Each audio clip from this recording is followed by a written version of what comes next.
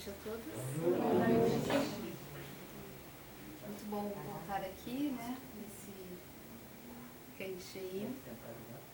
Se quiser, fique à vontade. Vamos ver se funciona. Eu estava comentando com o André que faz um tempinho, né? Que eu não vim aqui. Então hoje a nossa ideia é conversar um pouco a respeito de um tema que me parece muito apropriado. Então, não esqueci esse pendrive, vou guardar esse.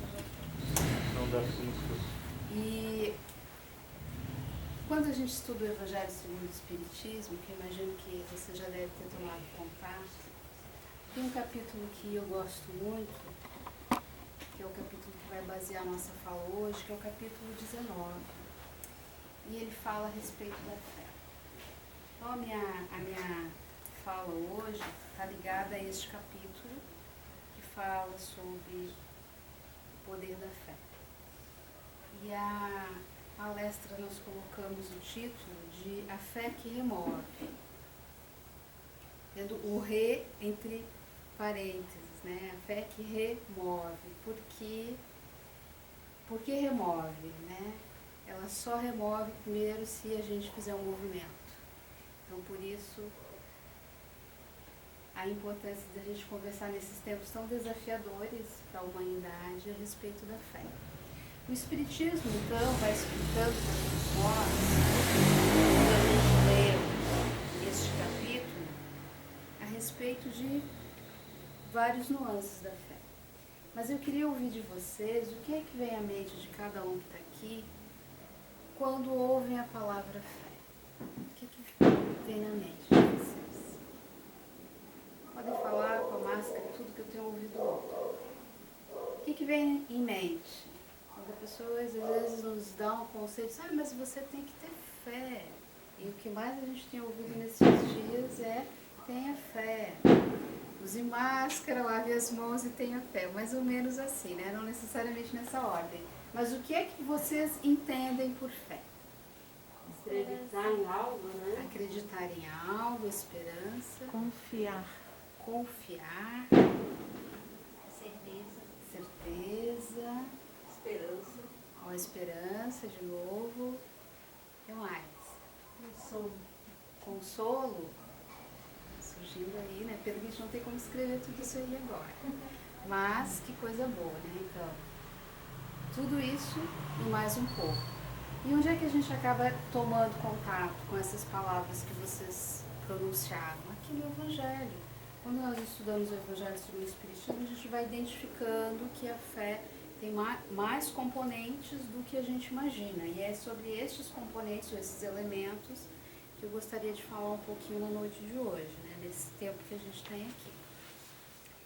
E tem uma expressão que não está aqui neste livro, está num livro da Joana de Ângeles, que se chama Jesus e o Evangelho à Luz da Psicologia Profunda. É um livro que faz comentários a respeito de algumas passagens do Evangelho. Essa autora espiritual, para quem não sabe, ela é a mentora na atualidade, né? Nessa existência é o espírito que acompanha Divaldo Pereira Franco.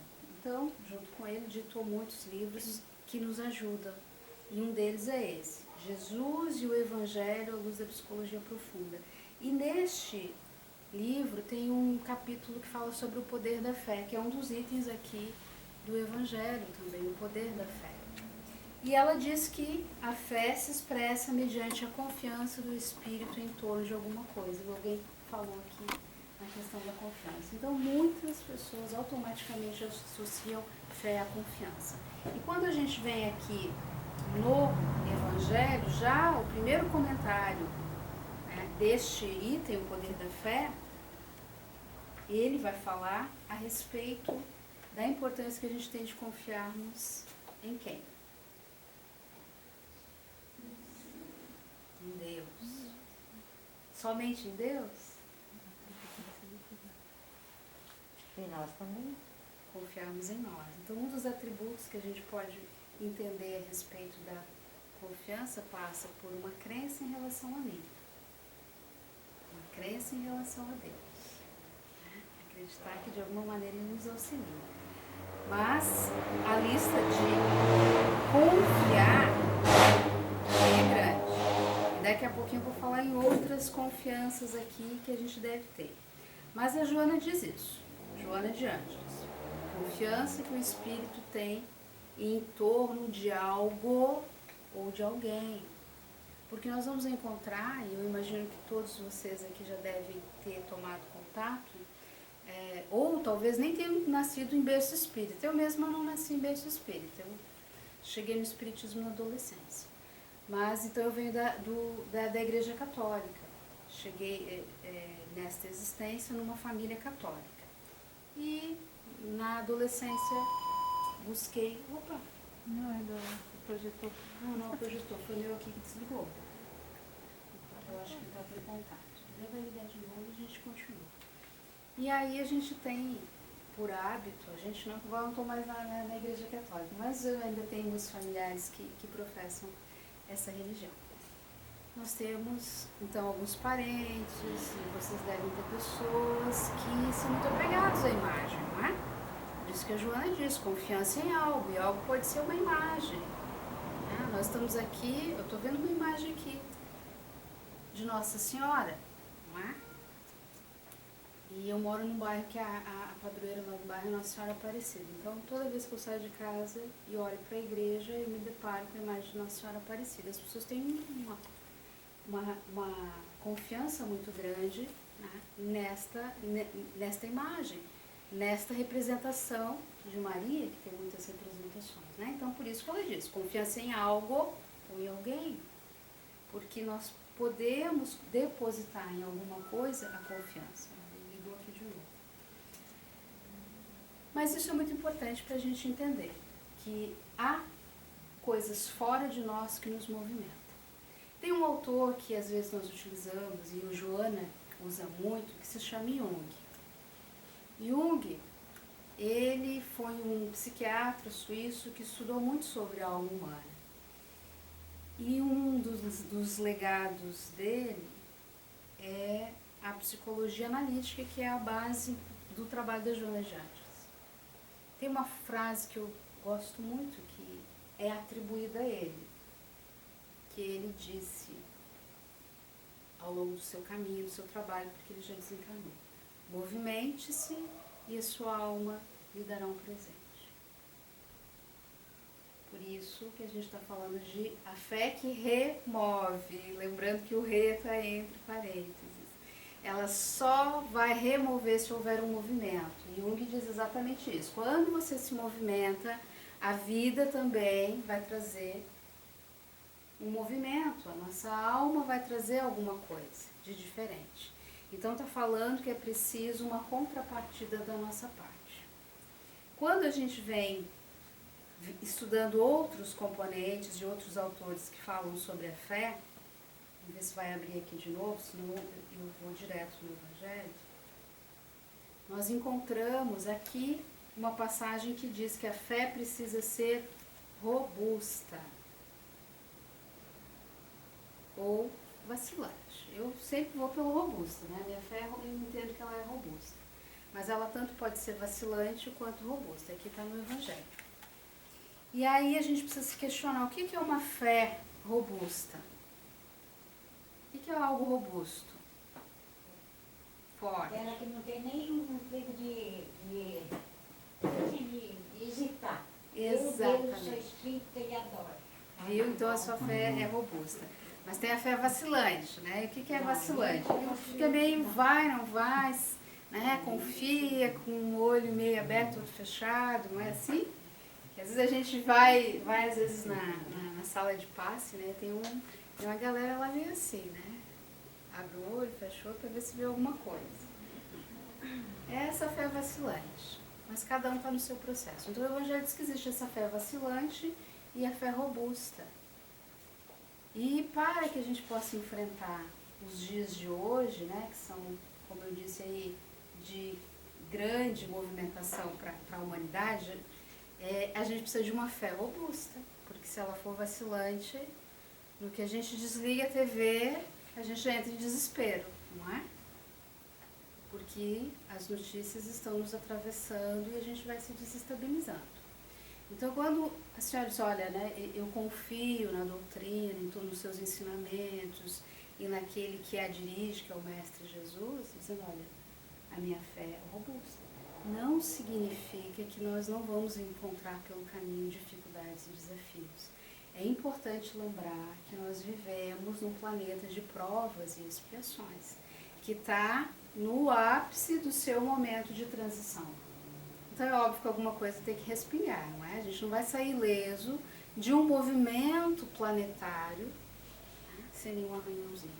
Alguma coisa pode acontecer. Vamos lá. Para não chegar em algo robusto, não precisa ser um pouco vacilante, tipo, ver alguma coisa e daí chegar em algo robusto? Eu diria que o vacilante é o processo de construção para chegar lá.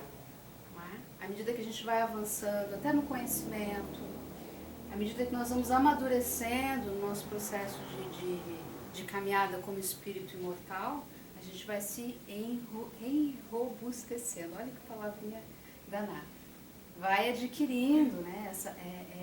Eu diria que é essa... Como é que a gente poderia chamar? Consistência. Eu queria usar uma expressão de um músculo trabalhado, como é que é? Uma resistência, não é? Quem aqui faz academia sabe que as primeiras semanas a gente tem uma dor horrorosa e desiste, né? Tem gente que desiste. Mas depois o músculo vai ganhando, né? A musculatura vai ficando mais robusta, mais forte, porque é a continuidade disso. Então, esse vacilante eu acho que é no início da nossa caminhada. Mas depois a tendência é a gente firmar o nosso passo e caminhar com Jesus.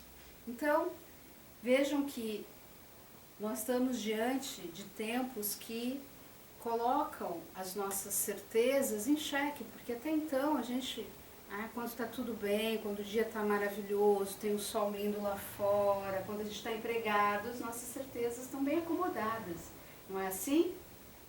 O dinheiro está entrando, estou pagando contra-cheque, o salário não atrasou, a gente tem transporte, temos onde morar. Beleza. A gente às vezes até esquece de fazer uma oração no fim do dia de agradecimento, não é assim? Daí o mundo vira do avesso, dá uma chacoalhada. É um grande teste para todos nós, porque eu diria que raríssimas pessoas não se abalaram com esse processo mundial que nós estamos vivendo. A grande maioria, de alguma maneira, está sentindo isso. Então está sendo convocado a rever, inclusive, o que ela entende por fé. E aí a gente se dá conta que muitas vezes ela é vacilante. E ok, por quê? Porque nós estamos num processo de evolução. Então tem dias que serão muito desafiadores. Tem dia que alguma angústia vai atravessar o nosso peito e a gente não vai ter chá de camomila que resolva. Não vai ter muitas vezes uma oração que dê conta. E é preciso um pouco mais. É aí que entra o checklist que eu quero compartilhar aqui com vocês. Porque a oração é um dos elementos importantes para a gente manter acesa essa chama da fé. Mas ela não é tudo. Por isso que Joana fala a respeito também nesse livro que eu comentei de um outro conceito de fé, que eu gosto muito. Fé é força que irradia como uma energia operante. Operante é que opera, é que faz coisas, que age. Entendeu? Então, Jung, o Evangelho, Joana de Ângeles, falando de movimento, de ação. Isso que orar tem como complemento ação. Vocês entenderam? Fé é um movimento, é uma energia que opera. Maravilhas. Mas ela só remove as montanhas se nós nos movimentamos. Então a gente tem que fazer uma contrapartida. Não tem jeito. Sabe? As pessoas que muitas vezes vêm na casa espírita, e eu já estou no movimento espírita, nessa doutrina há mais de 25 anos, eu sei do que eu estou falando. Vem, faz uma sequência de 4, 5 passos. Aí volta para o atendimento e olha, minha vida não mudou. Não deve ter mudado mesmo, porque passo não faz milagre. É um movimento interno e externo, uma mudança de consciência, de comportamento, de crenças que faz com que aquele passe, né, consiga de alguma maneira. O passe vai refrigerar a nossa alma, vai mudar, né, o nosso campo eletromagnético por um tempo, por algumas horas às vezes. A gente até tem charges aí bem bacanas falando, né, de pessoas que vêm, recebem esse banquete espiritual aí ali na esquina, né, tem um ato de descontrole emocional e aquela energia se foi, ela não se sustenta. Então, fé é força que se irradia como uma energia operante, precisa de vontade. Eu não sei se vocês vão conseguir acompanhar aqui, de qualquer forma eu vou virar e vou deixar aqui, só para que quem tiver olhos de ver, veja, tá? Esse checklist aqui, talvez até nem veja, mas tá tudo bem também. Tem um checklist aqui que eu vou comentar com vocês a respeito daquilo que nós entendemos, tirando do Evangelho, que são movimentos que nós precisamos fazer para que essa fé seja robusta. Então, vontade, confiança, perseverança, paciência, decisão, coragem, gratidão e esperança. Alguém falou em esperança aí. Vocês viram que a lista é grande? Só coloquei a metade para não assustar vocês. Porque senão o pessoal não volta mais, né? Então eu acho que esses aqui já dá conta. Agora eu vou virar aqui de novo para eu conseguir me localizar. Vou falar de vontade e de confiança. Porque aqui o primeiro comentário que tem nesse item, o poder da fé do Evangelho, fala que a gente precisa confiar. Falando de energia, de movimento. Movimento é algo que sai de um ponto e vai para outro. Mas para sair de um ponto e para outro tem que ter uma vontade. Então tem que ter dentro de mim algo que me guie a dar um passo. Não tem como a gente fazer transformação se não houver movimento. O planeta está nos dizendo isso. Não é? Ele está numa ebulição, ele está fazendo um movimento. Se a gente não fizer junto, o sofrimento vai ser maior. Então a gente precisa entrar no fluxo desse movimento. Então, uma vontade de sair do ponto A para o ponto B. Uma vontade de muitas vezes sair do desconhecimento do Evangelho, né, para conhecer ele um pouquinho. Então o que eu faço? Eu posso comprar, baixar, fazer um download e estudar. Já é um movimento. Não é? Aí eu posso fazer um movimento um pouquinho maior. Eu posso pegar o livrinho e entrar num grupo de estudos. E aí com os meus pares, meus confrades e confreiras, trocar ideia e aprender um pouco mais sobre o Evangelho. Não é? Daí eu vou para casa, eu vou para o mundo. O que eu posso fazer com esse Evangelho? Aplicar. Viver. Olha que movimento. A gente estava aqui num ponto, veio para cá e veio para cá. Nossa vida transforma muito. Então não tem milagre. Tem um movimento e tem que ter uma confiança. Né? Uma confiança de que aquele que está à frente da Terra, o governador espiritual da Terra, o que conduz a doutrina espírita, não é? Sabe o que está fazendo. Isso é confiança. Eu faço movimentos guiado por alguma coisa, pelo Evangelho. Nós espíritas estamos sendo guiados pelo Evangelho de Jesus, por essa boa nova. E é por isso que a fé tende a ficar. Quanto mais conhecimento e vivência eu tenho, mais, digamos assim, com mais, não diria tranquilidade, mas o nosso passo é mais firme para atravessar uma tempestade, pode ter certeza. Tem as pessoas que se desesperam e tem aqueles que conseguem, né, conduzir uma multidão. Por quê? Porque acredita em algo ou em alguém. Perseverança e paciência. Aí eu vou virar de novo porque essa imagem é tão linda. Quem quiser, quem tiver olhos de ver, veja. Tá? É um processo, é uma, como é que chama isso aqui? Uma margarida. Mostrando que é um processo. Eu trouxe essa flor e não se preocupe, não se atenha se não conseguirem ver. Tá? Eu já só vou concluir meu raciocínio aqui.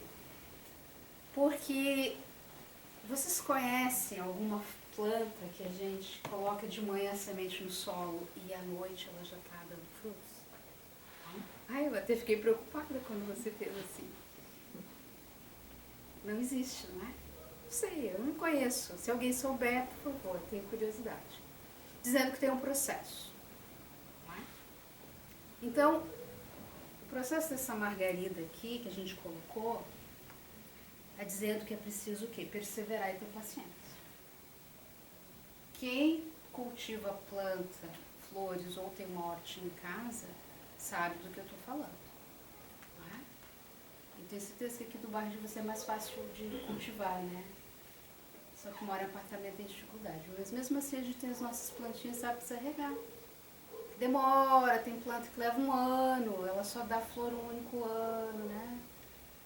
Processo. E quem cultiva persevera, tem paciência. Então, às vezes, nós queremos grandes saltos na nossa vida e não temos perseverança. E o Evangelho fala, né? Os que perseverarem vencerão. Então, todos os dias eu preciso ir fazendo movimentos na minha alma e movimentos fora para que as coisas aconteçam. Quem tem uma horta ou quem tem uma árvore frutífera sabe que a gente precisa aguardar o tempo para que ela também faça a sua parte. Então, às vezes, a gente faz os nossos movimentos, depois solta. E é isso que a vida está pedindo agora. Existem movimentos que nós estamos fazendo, mas a Terra também está fazendo um movimento. A humanidade está fazendo o seu movimento e a gente precisa aguardar, porque nem tudo vai sair do jeito que a gente quer e nós não temos o controle de tudo. Nós temos um controle das nossas emoções. Estão vendo que não é tão simples dizer que fé é confiança, porque não é só confiança, é para além disso. Então, processo. Lembrem, né, da semente que germina, que se desenvolve, que cresce, que floresce e que dá frutos. Tem uma passagem neste capítulo onde Jesus fala, né, a respeito da figueira, parábola da figueira, dizendo, né, que as árvores precisam dar frutos e as que não dão vão ser cortadas, não é? Então, paciência para que alguns movimentos que não dependem de nós possam acontecer, mas que algumas coisas que a nossa alma leva um pouquinho mais de tempo para consolidar também possam acontecer. Assim como o Evangelho, né? Tem gente aí estudando, começou mês passado, tomou contato agora. Calma, daqui a 20 anos, né? Vai fazer total sentido muitas coisas. Eu estava me lembrando ontem, né? Não, ontem não. Não, eu estava me lembrando ontem porque hoje é o meu dia de fazer o Evangelho no lar, né? Eu estava lembrando, tem que fazer o Evangelho, não posso esquecer do Evangelho. E aí eu estava me lembrando que eu comecei a fazer o Evangelho no lar em 1998. Eu estava tentando, como é que eu aprendi, como é que foi, né? Porque a gente já leu de início ao fim, de A a Z. Foi. O Evangelho no lar é um momento de estudo também. Então vejam, de 98 para cá, faço a conta, a gente vai aprendendo um pouquinho, não é? Já está menorzinha a coisa aqui. Desde o início, quando eu comecei. Então, se a gente não perseverar, as coisas não vão... Ah, tem milagres na minha vida, faz há mais de 20 anos o Evangelho? Claro que não. Tem trabalho, esforço e transformação para as coisas acontecerem. E aí eu falei em coragem, né? De coragem e decisão, um dos itens ali daquela lista. Depois eu até posso deixar ali para a Andréia colocar ali, né? Baseado no que está aqui. E tem uma passagem da Cora Coralina, que eu gosto muito, que ela vai falar da importância da gente decidir, que está alinhado com isso que nós estamos falando, porque fé também é decisão. A gente precisa fazer um movimento, né? Esse movimento, ele foi decidido, uma parte minha decidiu alguma coisa, né? Quando nós decidimos casar, quando a gente decide descasar, não é? Quando a gente decide por uma profissão, quando decide que vai morar numa cidade ou que vai embora de uma cidade e confia que aquilo possa ser o nosso melhor, houve ali um movimento. E aí a Cora Coralina tem um trecho de uma fala que tem tudo a ver com o que a gente está falando aqui. Mesmo quando tudo parece desabar, cabe a mim decidir rir ou chorar, ir ou ficar, desistir ou lutar, porque descobri no caminho certo da vida, que o mais importante é decidir. Então a indecisão, ela muitas vezes nos atrapalha. Então vamos decidir, tá? E ficar com a experiência. Às vezes não é uma decisão que nos leva para o melhor caminho, para a melhor experiência, mas aquilo de alguma maneira vai nos fortalecer e nós vamos crescer. Eu tenho certeza que vocês aí já tomaram decisões e que não foi, passou um tempo, vocês, olha, não foi o melhor caminho, mas aquele caminho trouxe aprendizado. Nós não seríamos quem somos hoje se não tivéssemos tomado todas as decisões que tomamos até agora. Então a gente precisa colher, tá? Porque tudo vem para o nosso crescimento. Muita coisa, fé, né? Uma única palavrinha que tem um chamado para a gente se movimentar. Por isso que eu me diz, se movimente a sua alma e a vida vai trazer um presente. A gente ficar parado, sentado, o presente não bate na porta e também não gira uma maçaneta. E aí, para falar de coragem, eu gostaria de relembrar uma passagem contida em Mateus, lá no capítulo 14, versículo do 22 ao 33, que vocês talvez vão recordar. Quem estuda o Evangelho vai recordar. Tá? Quem já se deparou com ele vai lembrar. Tem um momento em que os discípulos estavam no mar. Essa passagem se chama, deixa eu ver, passagem do Mar Revolto.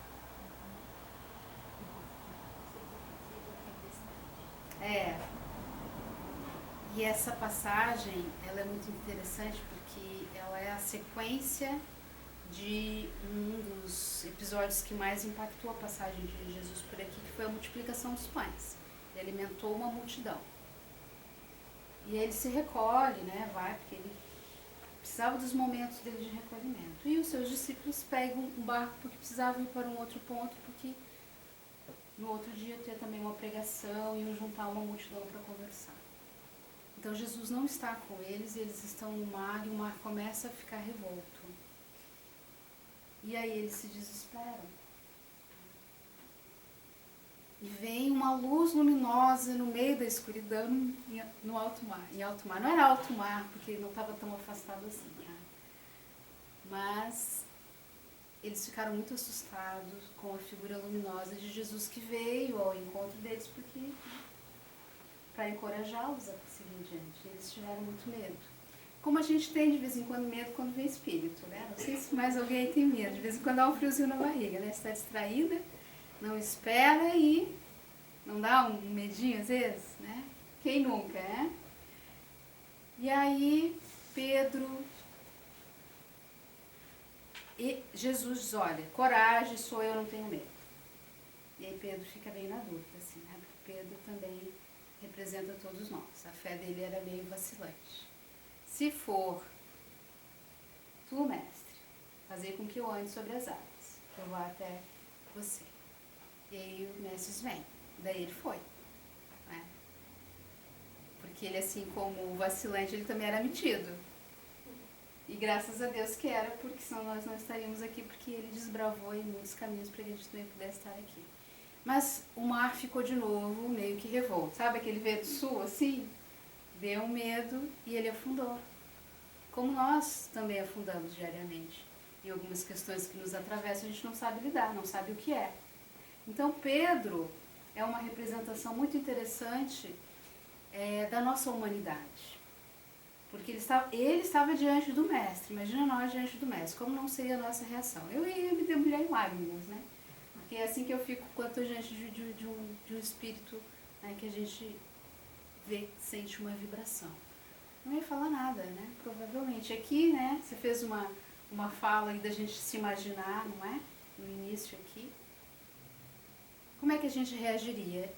Pedro teve medo, depois confiou e depois vacilou. Olha quanta ambivalência no coração deste homem que viveu com o mestre. E está tudo certo, é assim porque nós estamos num processo de evolução. Mas o que é importante aqui? Que o Cristo estende a mão para ele.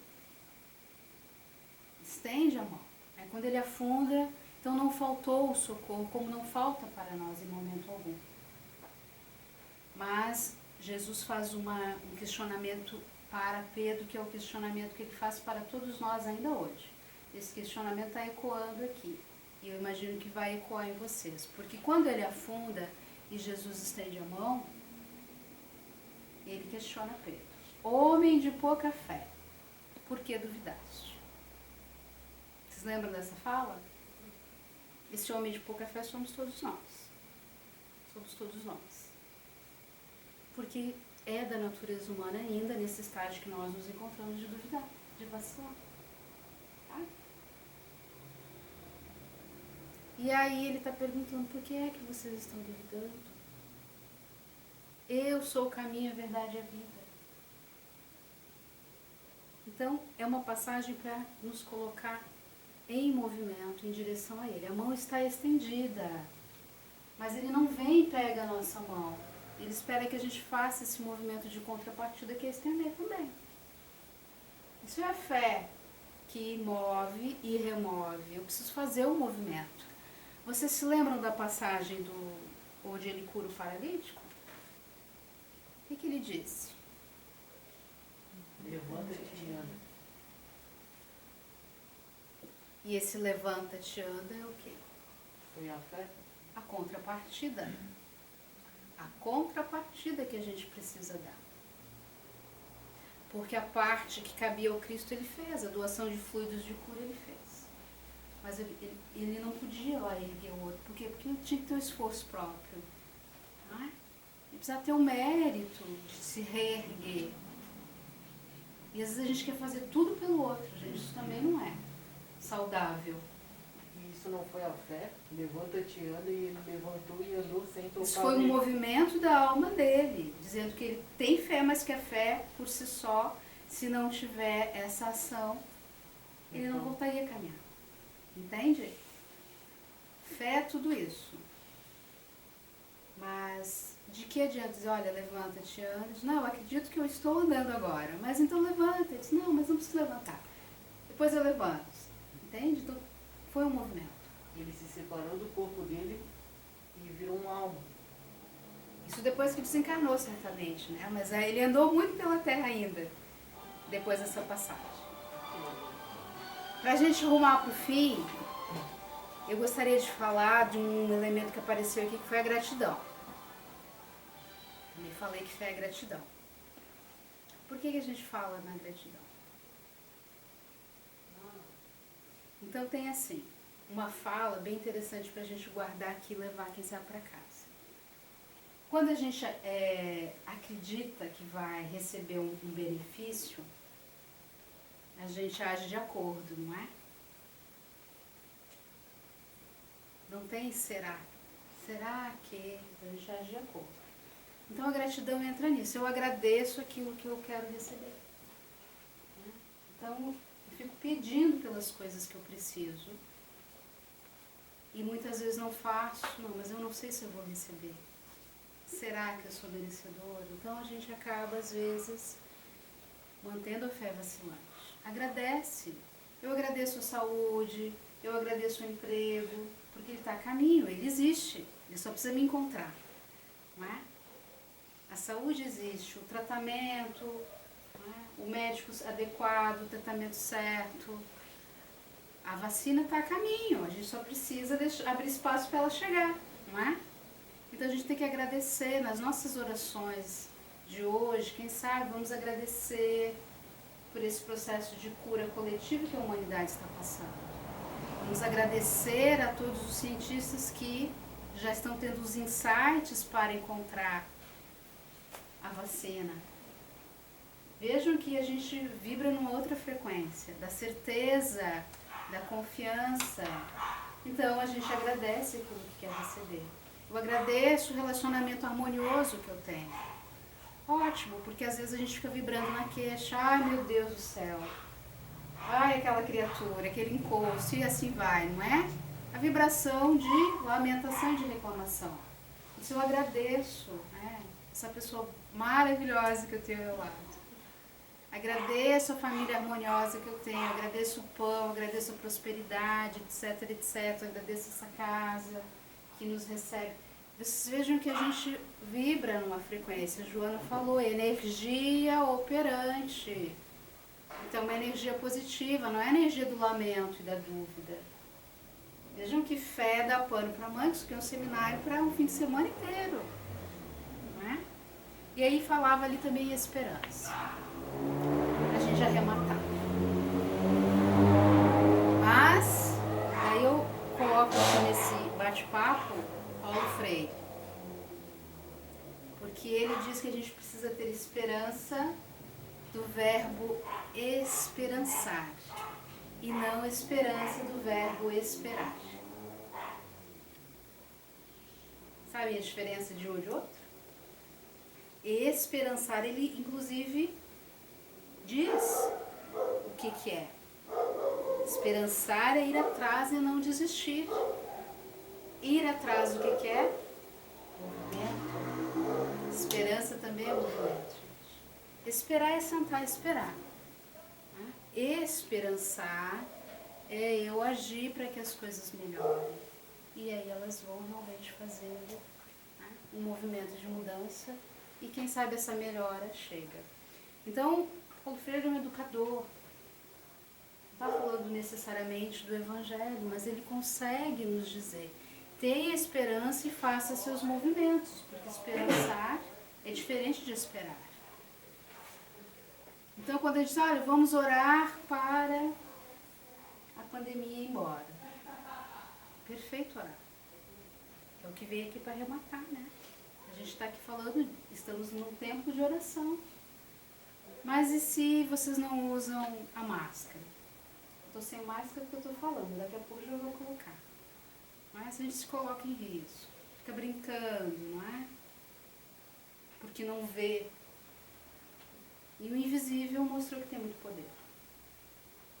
Então a gente precisa ter essa consciência, né, de que a responsabilidade de estarmos neste tempo, nesta época, é muito grande. Porque ninguém reencarnou assim porque houve uma confusão lá no departamento da reencarnação.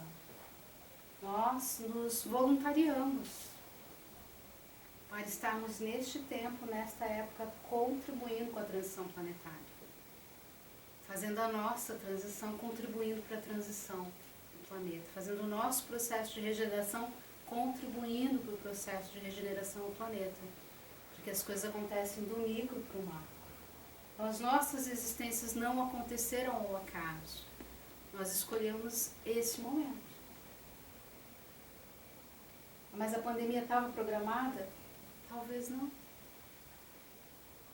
Mas a nossa falta de mudança interna e externa e do modo como nós nos relacionamos fez com que o caminho fosse esse. A gente pode crescer pelo amor. Não está aqui o nome deste centro espírita maravilhoso? Qual é o caminho aqui? Não é do amor? Mas a gente ainda, às vezes, por teimosia, escolhe o caminho da dor. E a humanidade fez essa escolha, o caminho da dor. A gente poderia ter ido por outro. E ainda podemos ir por outras vias. É muito importante dizer isso. Para fechar, já falei muito, depois não me convido para voltar, não é?